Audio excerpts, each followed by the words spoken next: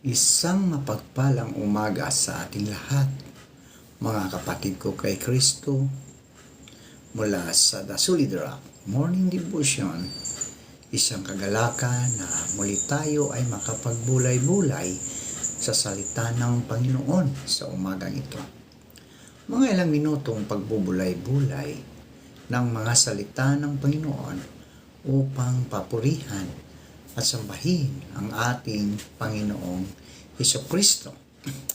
Ang ating pong pagbubulay-bulayan ngayong umaga ay matatagpuan sa mga libro ni Lucas, Kabanata 6, talatang 35. Ito po ang sinasabi, sa halip mahalin ninyo ang inyong mga kaaway at gumawa kayo ng mabuti. Magpahiram kayo na hindi umaasa ng anumang kabayaran. Sa gayon, malaking gantimpala ang tatamuhin ninyo at kayo'y magiging mga anak ng kataas-taasang Diyos sapagkat siya'y mabuti kahit sa masasama at sa mga hindi marunong tumanaw ng utang na loob. Pinagpala na po tayo sa pagkabasa at pagkarinig ng kanyang mga salita. Tayo po ay manalangin.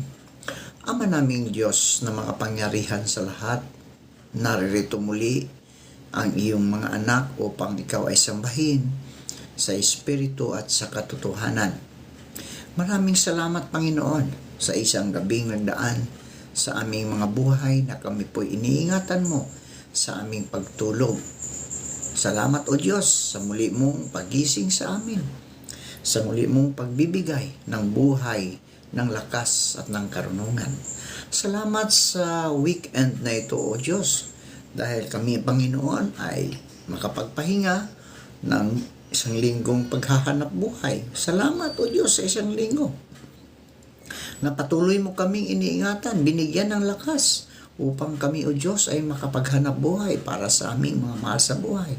Sa iyo namin ibinabalik ang pasasalamat, Panginoon, dahil ikaw ang Diyos na makapangyarihan sa lahat. Aming sinasamba at sinasampalatayanan dahil siya ang Panginoon namin, ang siyang nagligtas sa amin mula sa sadlak ng kasalanan. At kami tinubos niya doon sa krus ng Kalbaryo.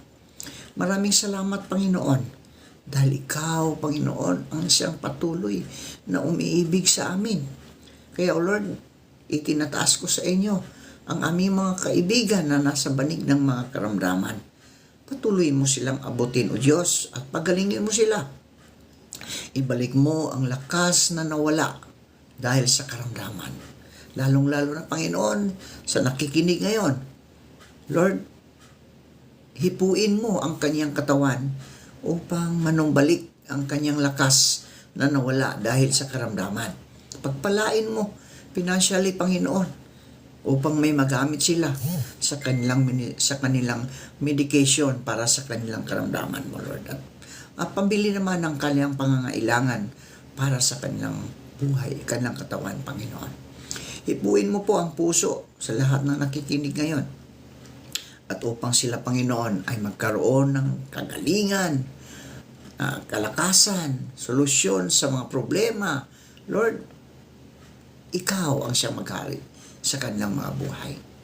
Amin ding inilalapit sa inyo, Panginoon, ang aming mga kaibigan na patuloy pa rin naghahanap buhay kahit ito ay weekend. Lord, kailangan nila upang meron silang magamit para sa kanilang sambahayan, Panginoon. Tulungan mo sila at ingatan mo sila, Panginoon, sa kanilang mga ginagawa, sa kanilang trabaho. Lalong-lalo na yung mga karpentero, Panginoon, mga laborers, Lord. Sila po'y ingatan mo. Patuloy mo po silang bigyan ng kalakasan, lakas, upang sila, O Diyos, ay makapaghanap buhay ng marangal, maayos para sa kanilang pamilya. Gayon din po, Panginoon, sa mga kaibigan namin, mga drivers, na patuloy pa rin naghanap buhay sa lansangan dahil kailangan, Panginoon, yung mga grab drivers, Lord, mga motorsiklo drivers na patuloy na naghahanap buhay. Ingatan mo sila at ilayo mo po sila sa kapahamakan. Amin din nilalapit sa inyo ang mga OFW, Lord, ingatan mo din sila sa ibang bansa. Ilayo mo sila sa anumang pagsubok, Panginoon, sa mga tukso. Pagkus ikaw, Diyos, ang siyang patuloy mag-protect sa kanila doon dahil sila malayo sa kanilang mga mahal sa buhay. Maraming salamat po, Panginoon, sa lahat ng katugunan sa aming mga panalangin. Sa pangalan ni Jesucristo na aming Diyos at tagapagligtas. Amen. Amen. Ang pamagat ng ating pagbubulay-bulayan, mga kaibigan, ay love and do good. Ayan, love and do good.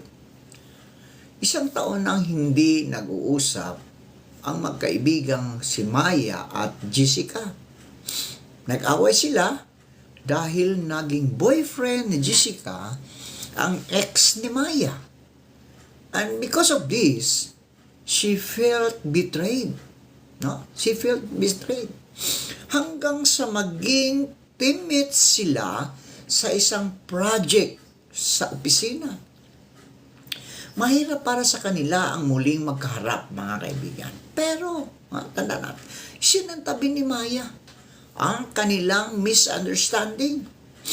When Maya finished his task, tinulungan niya si Jessica na matapos ang parte niya. Little did they know that their boss was watching their every move.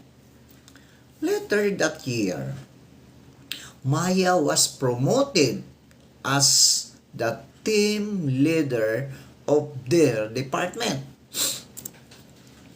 Ang naranasan ni Maya na betrayal from a friend ay isa lamang sa mga mitsa ng galit ng tao. Minsan dahil sa masasakit na salita, pwede rin dahil sa mga pangakong hindi tinupad. Napakarami pang dahilan na pinagmumulan ng galit natin sa ating kapwa. But the Lord tells us to love our enemies. No? The Lord tells us to love our enemies. Tinuruan tayo ng Panginoon upang mahalin ang ating kaaway. I-bless pa rin natin kahit yung mga sumusumpa sa atin at walang utang na loob. Ayon sa Lucas 6:28. Hindi sinabing magpatawad lang, mga kaibigan. No? Hindi sinabing magpatawad lang kung humingi na ng tawad ang nagkasala sa atin. No? Si Jesus nga, while on the cross, sabi niya, Ama, patawarin mo sila sapagkat hindi nila nalalaman ang kanilang ginagawa. Lucas 23:34. Ang pag-ibig ay higit sa anumang bagay. O higit sa kahit anumang bagay, mga kaibigan. Hindi ito nag-aasal ng hindi tama. Laging tama yan. Kapag may pag-ibig ang tao sa kanyang kapwa, ito po ay gumagawa ng laging tama. No? Laging tama, hindi masama. At kapag umibig ka, kaibigan, lagi kang naghahangad ng mabuti para sa minamahal mo, di ba? Para sa mga minamahal mo. Naghahangad tayo ng mabuti dahil may pag-ibig tayo. Iniibig natin sila, minamahal natin sila. Kaya, lagi tayong naghahangad ng mabuti para sa kanila. Kapag nakita natin ang mga magaganda at pangit na katangian ng isang tao, mga kaibigan, magagawa nating tanggapin siya ng buong buo at maluwag sa ating mga puso. Magagawa nating magtiis kahit tayo ay nasasaktan.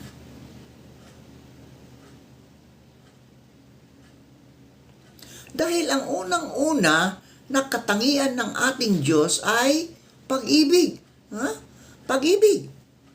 Pinakaunang layunin nito ay ang kabutihan. Dahil kapag may pag-ibig sa puso ng bawat isa, ito ang nagtutulak sa atin na gumawa ng mabuti nang walang hinihinging kapalit. Di ba? Walang hinihinging kapalit. Malinaw na ang pag-ibig ng Diyos, mga kaibigan, ay walang kondisyon gaya ng inilalarawan sa Biblia dahil ang kanyang pag-ibig ay kanyang ipinadama sa kanyang pinag-uukulan niyon. At iyon ang kanyang mga hinirang, yung kanyang mga pinili sa kabila ng kanilang kawalan ng pag-ibig sa kanya. Sa ibang salita, mga kaibigan, umibig ang Diyos dahil likas sa kanya ang umibig ayon sa 1 Juan 4:8. At ang pag-ibig ay nagtutulak sa kanya upang gumawa ng mabuti sa masasama. Diba? Kapag minahal natin ang ating kaaway, kaibigan, medyo mahirap, pero kapag minahal natin ang ating kaaway, gagawa natin ito ng mabuti. No? Gagawa natin ito ng mabuti upang sila ay magkaroon ng, siguro, iibig din sila. Bakit? Hindi mo naman sila ginawa ng masama, ginawan mo sila ng mabuti. So ano bang isusukli din para sa atin? Hindi mabuti. Di ba? So ang walang kondisyong kalikasan ng pag-ibig ng Diyos, mga kaibigan, ay napakalinaw na makikita natin sa Ebanghelyo. Okay? So ang mensahe ng Ebanghelyo ay ang kasaysayan ng pagliligtas ng Diyos sa tao.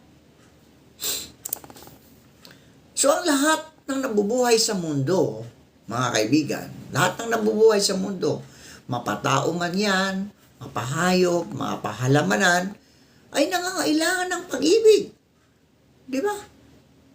Kapag tayo ay may mga alagang hayop, lalong-lalo sa mga aso, di ba, minamahal natin ang mga aso yan. Pusa, minamahal natin sila, pinapakain natin sila. Kailangan nila ng pag-ibig sa kanyang amo. Lalo na ang tao, di ba? Tayo, mga tao. Kapag tayo'y umiibig sa ating kapwa.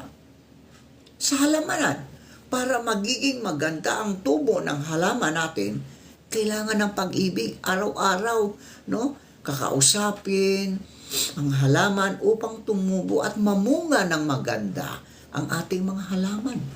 Dahil tayo ay disenyo, no? Disenyo na nabubuhay para umibig at ibigin din, no? 'Yun ang tao, no? Disenyo tayo na nabubuhay para umibig at ibigin din, di ba? Tayo nga tao, ganun. Ang hayop ganun din. Kapag inibig natin ang isang alaga nating hayop, sila din ay umibig sa atin, no? Sila din ay mayroong pag-ibig sa kanyang mga amo, sa kanyang mga boss, sa mga nag-aalaga sa kanya. Ganon din ang mga halaman, mga kaibigan. Kapag binigyan natin ng maganda ang ating mga halaman, mga pag-ibig, o inibig natin ang ating mga halaman, ito din ay magbubunga ng maganda. No? Iibigin din niya tayo. Sa anong paraan na tayo iibigin ng halaman? Sila ay bubunga ng marami, magaganda ang tubo, di ba? So, maraming maha-harvest dahil sa ating pag-ibig sa mga halaman. Napakahalaga nito, mga kaibigan, sapagkat kung wala ito, talagang napakahirap mabuhay. No? Napakahirap mabuhay kung walang pag-ibig ang tayong mga tao. Dahil naniniwala ako na ang tao ay nabubuhay sa pag-ibig na nakukuha niya mula sa taong tunay na nagmamahal sa Kanya, ang ating Panginoong Hesukristo. Habang alam ng Diyos na ang kasasapitan ng Kanyang bayan na lumalaban sa Kanya, mga kaibigan, ipinasya niya, no? Ipinasya ng Diyos na iligtas tayo sa kasalanan, no? Iligtas tayo sa kasalanan. At ang disenyong ito ay base sa kanyang pag-ibig. Efeso 1:4-5. Pakinggan natin ang mga salita ni Apostol Pablo sa kanyang sulat sa mga taga-Roma. sapagkat noong tayo'y mahihina pa, namatay si Kristo sa takdang panahon para sa mga makasalanan. Mahirap mangyaring ialay ni numan ang kanyang buhay alang-alang sa isang taong matuwid. Kahit na maaring may mga has na gumawa nito alang-alang sa isang taong mabuti. Ngunit, ipinadama ng Diyos ang kanyang pag-ibig sa atin nang mamatay si Kristo para sa atin noong tayo'y makasalanan pa. Roma 5:6-8. Datapwat sinasabi ko sa inyong nangakikinig, ibigin ninyo ang inyong mga kaaway. Ibigin ninyo ang inyong mga kaaway. Gawan ninyo ng mabuti ang mga pupuot sa inyo. Pagpalain ninyo ang sa inyo'y sumusumpa at ipanalangin ninyo ang sa inyo'y lumalait. So ang salita ng Diyos at sinabi ni Jesus, Ama, patawarin mo sila sapagkat hindi nila alam ang kanilang ginagawa. Nagpalabunutan sila sa paghati nila sa kanyang kasuotan. Hindi madaling gawin ang magpatawad, mga kaibigan, at alisin ang galit, di ba? Hindi madaling gawin. Oo. Lalo na kung sariwa pa ang sugat sa ating mga puso. Ngunit, tandaan natin, kaibigan, tandaan natin, laging available ang grasya ng ating Panginoon para tulungan tayong magpatawad at gumawa ng mabuti. Oo, napakahirap kayang umibig sa kaaway at gawa ng mabuti. Hindi natin kaya, kaibigan. Hindi natin kaya. Ang Panginoon lang, ang grasya ng Panginoon, ang siyang tutulong sa atin upang tayo'y magpatawad at gumawa ng mabuti. Gaya na nangyari kay Maya doon sa kwentong ating sinabi. Anong nangyari kay Maya? Ginantimpalaan siya, no? Nagantimpalaan pa siya sa kanyang ginawang pag-reach out kay Jessica. O, di ba? Kapag tayo din, mga kaibigan, ay may kaaway, ibigin natin ang ating kaaway, di ba? Napakahirap. Pero ang grasya ng Diyos ang siyang tutulong sa atin upang ma-reach out natin ang ating kaaway, upang ating abutin sila. Gawa natin ng mabuti, o, di ba? So, ang paglaya natin sa sama ng loob, mga kaibigan, ay may tuturing na sobrang laking reward, no, para sa atin. Tulad ng nangyayari kay Maya. Sobrang laking reward na para kay Maya. Yung na-promote siya as a team leader. Oh. Ito ngayon ang hamon sa atin, mga kaibigan. Pray for the person na kinasasamaan mo ng loob. Ipanalangin mo ang taong kinasasamaan mo ng loob. Sino yan, kaibigan? Sino yan? Ipanalangin mo siya. Iluhod mo sa Diyos upang yung taong yan ay lumapit sa iyo at humingi ng tawad kung ito man ay nagkasala sa iyo. Kung ikaw man, kaibigan, ang nagkasala sa kanya, ikaw din ay i-reach out mo siya. Hingin mo ng tawad. Gawan mo ng mabuti ang taong yan. Receive the grace of God to forgive. No? Buong pananampalataya mong i-declare na pinapatawad mo na ang taong iyon. Then reach out to this person. Whenever possible, gawin mo siya ng mabuti. By doing so, you become more like our gracious God. Manalangin tayo. Lord, thank you for healing the pain in my heart. Release me from anger and bitterness. Bless these people who have hurt me and teach me to love my enemies. Salamat, Panginoon. Sa umaga ito, dalangin ko, Panginoon, na pagpalain mo po ang iyong mga anak na patuloy na nakikinig sa iyong mga salita at gumagawa ng mabuti. Pagpalain mo ang umiibig sa mga kaaway. Tulungan mo sila, O Diyos. Oo nga, O Panginoon, hindi madali umibig sa kaaway, pero ang iyong grasya ang siyang tutulong sa amin upang aming mapatawad at gawa namin ang mabuti ang aming mga kaaway. Salamat, Panginoon, sa mga salitang aming napakinggan ngayong umaga. Patawarin mo kami sa aming mga kasalanan. Sa araw na ito, patuloy namin pinagkatiwala sa inyo ang aming buhay, Panginoon. Ikaw, O Diyos, ang maghari sa aming mga buhay, sa aming puso. Maraming salamat po. In Jesus' mighty name, Amen. Amen.